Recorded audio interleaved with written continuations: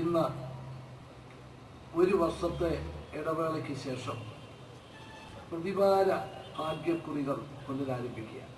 ഇത് ഈ രംഗത്ത് പണിയെടുക്കുന്ന 2.5 ലക്ഷം ലോട്ടറി തൊഴിലാളികൾക്ക് വേണ്ടി ഗവൺമെന്റ് കൊണ്ടുവന്നിട്ടുള്ള പരിപാടിയാണ്.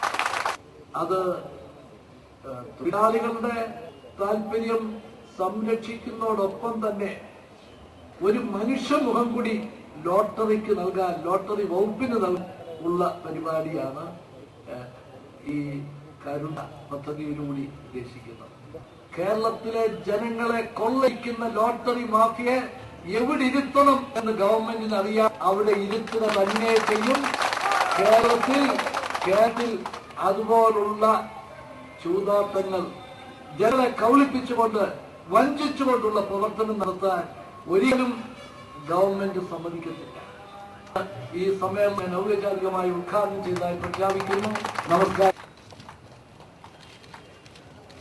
വളരെ ഐശ്വര്യത്തോടു കൂടി ഇത് വാങ്ങണ്ട, അതാണ് ഒരു പ്രത്യേകത.